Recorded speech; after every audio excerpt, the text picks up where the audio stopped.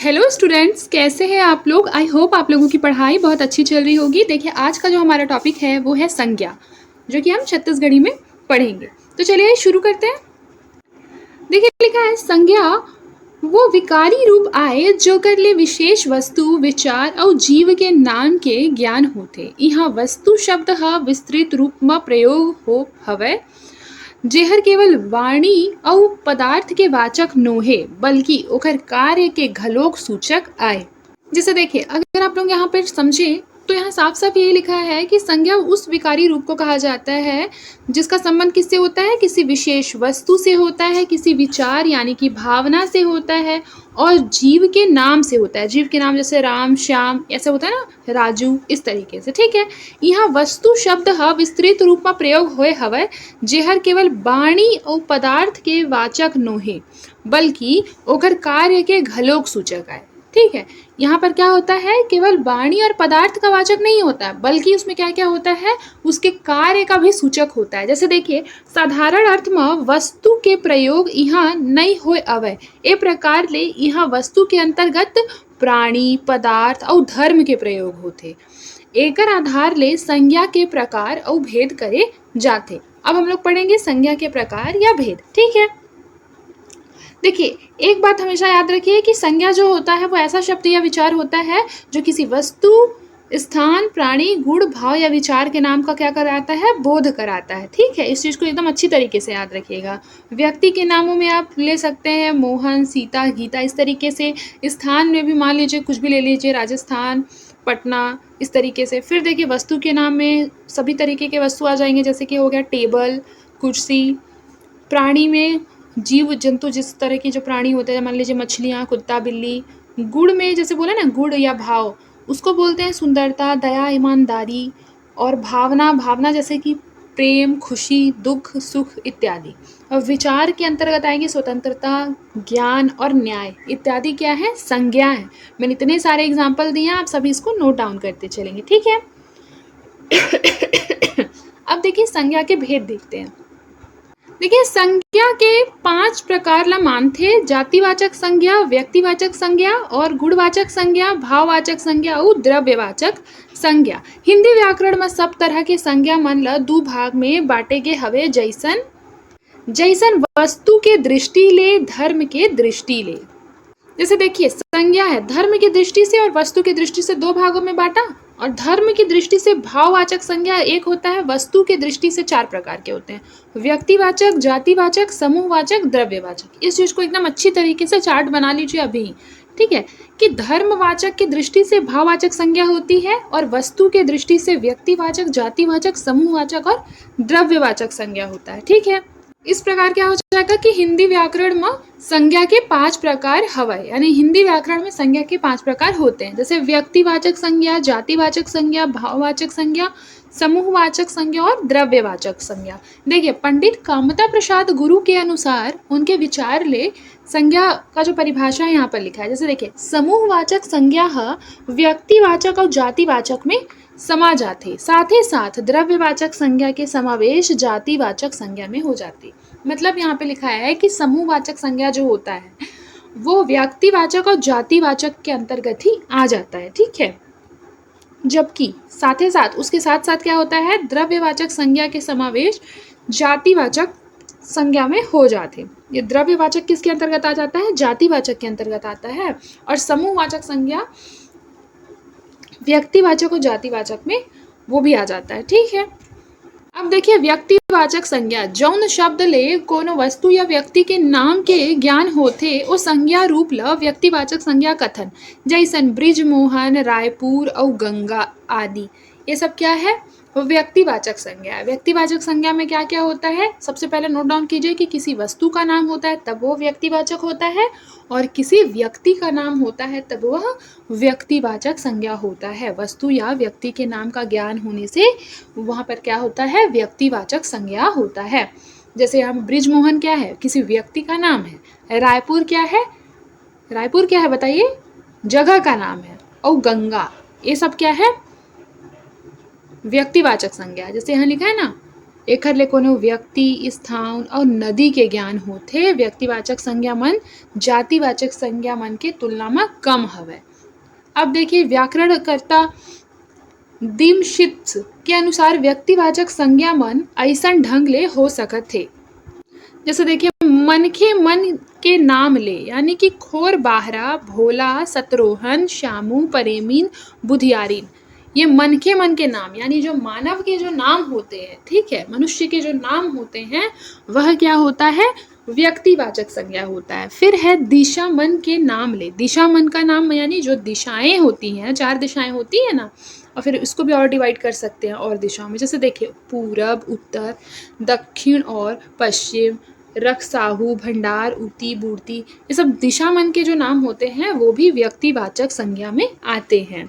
फिर व्यक्तिवाचक संज्ञा के अलावा शहर और देश मन के नाम ले क्या कहते बताइए, व्यक्तिवाचक संज्ञा कहते। जैसे देखिए लंका, अमेरिका, रूस, जापान, ऑस्ट्रेलिया आदि, महासमुंद, रायपुर, धमतरी, बालोद, राजनांदगांव इत्यादि, ये सब क्या है, व्यक्तिवाचक संज्ञा है। फिर देखिए समुद्र मन के नाम ले, यानी कि काला सागर, अरब सागर, हिंद महासागर, प्रशांत महासागर इत्यादि। फिर देखिए नदियां मन के नाम ले, जैसे कि शिवनाथ, अरपा, महानदी, पैरी आदि। फिर देखिए पर्वत मन के नाम ले, जैसे सिहावा, डोंगरगढ़, हिमालय पर्वत इत्यादि। फिर देखिए सड़क और चौक मन के नाम ले व्यक्तिवाचक संज्ञा होते। जैसे देखिए शारदा चौक, चांदनी चौक, लाखीनगर चौक, आमापारा चौक, साइंस कॉलेज रोड, इस तरीके का जो नाम होता है ना, यहाँ पर लिखा है, इसका मतलब ये है कि जितने भी चौक के नाम होते हैं आपने सुना होगा, चांदनी चौक सुना भी होगा, ठीक है, शारदा चौक, लाखीनगर चौक, लाजपत नगर, इस तरीके का जो होता है ना चौक या सड़क का नाम, वह क्या होता है, व्यक्तिवाचक संज्ञा होता है। फिर है पुस्तक और समाचार पत्र के नाम ले, ये भी क्या होता है, व्यक्तिवाचक संज्ञा होता है। जैसे कि पुस्तक में मान लीजिए रामचरितमानस, गोदान, गीता, महाभारत, नवभारत, पत्रिका, देशबंधु, अमृत संदेश और दैनिक भास्कर, यानी समाचार पत्र हो, कोई भी पत्रिकाएं हो या फिर पुस्तक हो, सब क्या होते हैं, व्यक्तिवाचक संज्ञा होते हैं। फिर देखिए लिखा है 9th में कि ऐतिहासिक युद्ध और घटना मन के नाम ले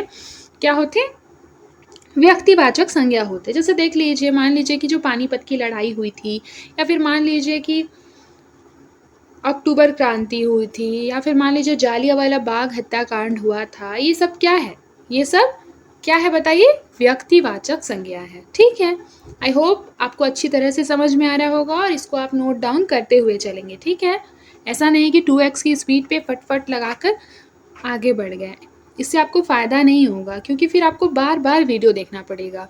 और अगर आप अपना शॉर्ट नोट्स बना लेते हैं तो फिर आप अगर एक बार वीडियो देख लेंगे तो आपका वो शॉर्ट नोट्स बन जाएगा, फिर आपको बार बार वीडियो नहीं देखना पड़ेगा, इससे आपका टाइम बचेगा। फिर देखिए दिन और महीना मन के नाम ले, सोमवार, बुधवार, मंगलवार, चैत, माघ, पूस, फागुन, इतवार इत्यादि क्या है, इत्यादि क्या है, व्यक्तिवाचक संज्ञा। याद रखिए कोई भी दिन या महीना का नाम होगा वो व्यक्तिवाचक संज्ञा है। और फिर देखिए लिखा है त्योहार बार के नाम ले, मतलब जितने भी त्योहार होते हैं ना, त्योहार होते हैं, त्योहार के जो नेम होते हैं वह क्या होते हैं, व्यक्तिवाचक संज्ञा होते हैं। जैसे मान लीजिए दिवाली यानी दिवाली, राखी, होली, हरेली इत्यादि। ठीक है, अच्छी तरीके से ये जो 11 पॉइंट है इसको नोट कर लीजिए। फिर देखिए लिखा है जातिवाचक संज्ञा, जौन शब्द ले एक ही प्रकार के वस्तु और मनुष्य मन के नाम के ज्ञान होते ओला जातिवाचक संज्ञा कथन। जैसे लिखा है देखिए, मतलब यहाँ पे बोल रहा है कि जिस शब्द के एक प्रकार से वस्तु और मनुष्य मन के नाम का ज्ञान होता है उसको जातिवाचक संज्ञा कहते हैं। जैसे लिखा है घर, मनखे यानी मनुष्य, नदियाँ, बैला, रूख, चिड़ई और पखना।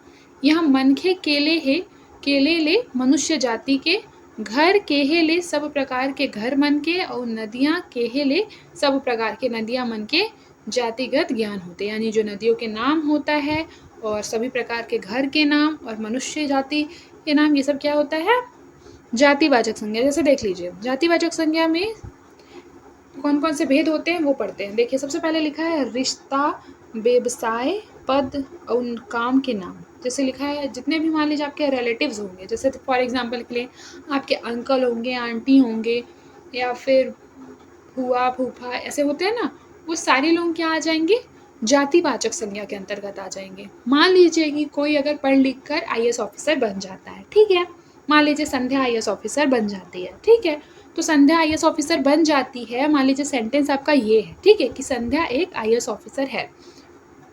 तो ये जो आईएएस ऑफिसर है ये क्या हो जाएगा, एक जातिवाचक संज्ञा हो जाएगा, ठीक है, क्योंकि वो उसके पद का नाम है, ठीक है। फिर देखिए चिड़ै और जानवर मन के नाम ले, जैसे देखिए घोड़ा, गाय, कौआ, मिट्ठू, कोकड़ा, ठीक है, तो यहाँ पर किसका किसका नाम लिखा है, जानवर का नाम और चिड़िया का नाम, इस तरीके का नाम लिखा है, तो ये क्या हो जाएगा, ये हो जाएगा जातिवाचक संज्ञा। जैसे देखिए घोड़ा, गाय, मिट्ठू इत्यादि ना। फिर लिखा है जिनिस, जिनिस का मतलब होता है वस्तु, वस्तु को छत्तीसगढ़ी में बोलते हैं जिनिस, इसको भी नोट डाउन कर लीजिए। जितने भी वस्तु का जो नाम होता है वो भी जातिवाचक संज्ञा होती है, जैसे कि देखिए मोबाइल है, कैमरा है, फटफटी ट्रैक्टर है, फिर है हवाई जहाज है इत्यादि, क्या है, एक जिनिस है। तो जिनिस का जो नाम होता है वह जातिवाचक संज्ञा होता है। फिर देखिए प्राकृतिक तत्व मन के नाम ले, जितने भी प्राकृतिक तत्व होते हैं, फॉर एग्जांपल आप कह सकते हैं अर्थक्वेक होते हैं, वोल्केनो होते हैं, जिसे आप ज्वालामुखी कहते हैं, ठीक है, अर्थक्वेक यानी भूकंप होते हैं, बिजली होता है, जैसे मान लीजिए बहुत बारिश हो रही है, ये सब क्या हो जाएंगे, प्राकृतिक तत्व है ना, ये तो आर्टिफिशियल नहीं है, प्राकृतिक तत्व हैं। तो ये जो प्राकृतिक तत्व हैं ये भी जातिवाचक संज्ञा के अंतर्गत आते हैं। ये चारों पॉइंट को आप लोग नोट डाउन कर लीजिए वीडियो पॉज करके, फिर हम आगे बढ़ते हैं।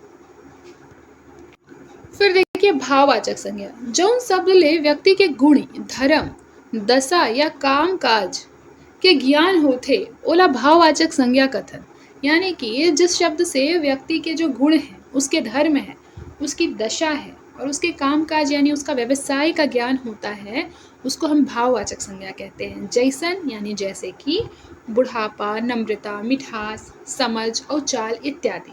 फिर देखिए हर जिनिस यानी पदार्थ के धर्म हाथे, पानी में शीतलता के, आगी में गर्मी के और मनखे में देवत्व और पशुत्व के गुण जरूर होते। जिनिस यानी पदार्थ के गुण और धर्म ओखर ले अलग नहीं हो सके। घोड़ा में बल, तेज और ओखर आकार घला होते, ओखरे ले ओखर चिन्हारी होते, यानी जो घोड़ा है उसमें किस तरीके का जो गुण है पाया जाता है, उसमें बल होता है, तेज होता है, ठीक है, उसका आकार बड़ा होता है, तो ये क्या है, उसका चिन्ह है। व्यक्तिवाचक संज्ञा के समान भाववाचक संज्ञा ले घलो के केज भाव के ज्ञान होते, मतलब भाववाचक संज्ञा में क्या होता है ना, एक ही भाव का ज्ञान होता है। यहाँ प्रयोग में आए धर्म, गुण और भाव पर्यायवाची शब्द आए। फिर देखिए भाववाचक संज्ञा शब्द के अनुभव हमार इंद्रिय मन ले होते और एकर बहुवचन रूप नहीं हुए। इसका जो बहुवचन रूप होता है भाववाचक संज्ञा का वह नहीं होता है। जैसे फॉर एग्जाम्पल के लिए देखिए भाववाचक संज्ञा के निर्माण, यानी भाववाचक संज्ञा का निर्माण किस तरीके से होता है, तो देखिए भाववाचक संज्ञा के निर्माण जातिवाचक संज्ञा, विशेषण, क्रिया, अवयव और सर्वनाम मन में प्रत्यय लगा के होते। जैसन कि पहला पॉइंट है देखिए जातिवाचक संज्ञा ले भाववाचक संज्ञा के निर्माण, जैसन बूढ़ा ले बुढ़ापा, फिर है लड़का ले लड़कपन यानी लड़का ले लइकई, फिर उसके बाद देखिए मित्र ले मित्रता, दास ले दासत्व, पंडित ले पंडिताई, सियान ले सियानी। विशेषण ले भाववाचक संज्ञा का निर्माण कैसा होता है, जैसे गर्म से गर्मी, सर्द से सर्दी, कठोर से कठोरता। फिर देखिए लिखा है क्रिया ले भाववाचक संज्ञा के निर्माण, जैसन कि दुबराना ले दुबरई, गोठियाना ले गोठियई, घबराना ले घबराहट, दौड़ना ले दौड़, चढ़ना ले चढ़ाई इत्यादि। सर्वनाम ले भाववाचक संज्ञा के निर्माण, जैसे कि देखिए अपना ले अपनापन, मम ले ममता या ममत्व, निज ले निजत्व, ठीक है, उस तरीके से। जैसे लिखा है ना अवयव ले भाववाचक संज्ञा के निर्माण, जैसन कि दूर ले दूरी, समीप ले सामीप्य, निकट ले नैकट्य और वाह ले वाहवाही इत्यादि, ठीक है। अब देखिए समूहवाचक संज्ञा, जौन संज्ञा ले वस्तु यानी जिनिस या व्यक्ति का मतलब मन के समूह के ज्ञान होते ओला समूहवाचक संज्ञा कहते हैं, यानी व्यक्ति या वस्तु का जो नाम होता है वो समूहवाचक संज्ञा के अंतर्गत आता है। जैसे कि सभा, दल, गिरोह ए मन व्यक्ति मन के समूह आए। व्यक्ति मन का क्या होता है, समूह जहाँ पर होता है वहाँ समूहवाचक संज्ञा होता है, चाहे वह वस्तु का समूह हो या फिर व्यक्ति का समूह हो, सभी क्या होंगे, समूहवाचक संज्ञा होंगे। ऐसनेच यानी कि जैसे कि फॉर एग्जाम्पल के लिए देखिए गुच्छा, जैसे मान लीजिए अंगूर का गुच्छा, वह भी क्या हो जाएगा, समूहवाचक संज्ञा हो जाएगा। फिर किसी भी तरीके के वस्तु, मान लीजिए कि वहाँ कुर्सियों का ढेर है तो वहाँ पर भी क्या होगा, समूहवाचक संज्ञा होगा। फिर देखिए द्रव्यवाचक संज्ञा, जौन संज्ञा के नाप तौल वाले वस्तु के गिनाए होते ओला द्रव्यवाचक संज्ञा कहते हैं। नाप तौल का मतलब आप लोग समझ सकते हैं, जैसे फॉर एग्जाम्पल के लिए देखिए लोहा, लोहा को हम नाप सकते हैं, चांदी को नाप सकते हैं, दूध को नाप सकते हैं, तेल पानी ये सब, पेट्रोल डीजल ये सब हम नाप सकते हैं, ठीक है। और याद रखिएगा कि इसका बहुवचन रूप नहीं मिलेगा, याद रखिएगा कि द्रव्यवाचक संज्ञा का बहुवचन रूप नहीं मिलेगा। तो ये क्या हो जाता है, द्रव्यवाचक संज्ञा हो जाता है। जैसे फॉर एग्जाम्पल के लिए कह सकते हैं कि 1 लीटर पेट्रोल मुझे अपनी बाइक में डलवाना है, तो यहाँ पर क्या हो जाएगा, पेट्रोल द्रव्यवाचक संज्ञा हो जाएगा। आई होप आपको समझ में आया होगा। देखिए आज के लिए बस इतना ही। नेक्स्ट का जो क्लास है उसमें हम सर्वनाम पढ़ेंगे और विशेषण पढ़ेंगे, ठीक है। तब तक के लिए अपना ख्याल रखें और मन लगाकर पढ़ाई करते रहें। और हाँ, अपने दोस्तों के साथ हमारे चैनल को शेयर करना बिल्कुल भी ना भूलें, क्योंकि आपके सपोर्ट से ही हमें वीडियो बनाने के लिए प्रेरणा मिलती है।